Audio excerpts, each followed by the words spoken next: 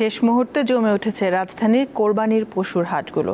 গরু ছাগলের পর্যাপ্ত সরবরাহ থাকলেও দাম নিয়ে ক্রেতা বিক্রেতাদের অবস্থান ভিন্ন।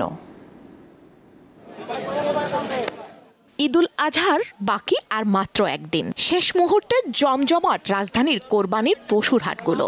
রয়েছে বিভিন্ন আকৃতির গরু ছাগল। ক্রেতা বিক্রেতা ও ব্যাপারীদের আনাগোনায় মুখরিত প্রতিটি হাটের অলিগলি।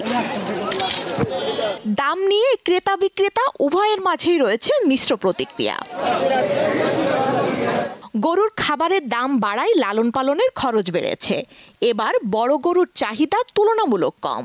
ছোট ও মাঝারি আকারের গরু বেশি পছন্দ করছেন ক্রেতারা। আমরা যে দাম চাচ্ছি তার অনুসারে দাম পাচ্ছি না। আমার নিজস্ব খামারে না, মাত্র আসলাম, এখন তারিখ কেউ কোনো কিছু দাম বলে নেই। 1,25,000 কিনছি, এর দাম করে 20, 15, 10 লসে বেচা লাগতেছে। ক্রেতাদের অভিযোগ, গরুর আকারের তুলনায় দাম বেশি চাওয়া হচ্ছে।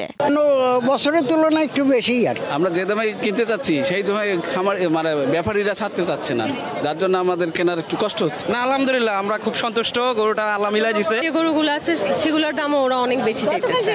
আবহাওয়া ভালো থাকলে শেষ মুহূর্তে লাভের প্রত্যাশায় রয়েছেন ব্যাপারীরা। স্বস্তিকা সিংহ, দীপ্ত সংবাদ, ঢাকা।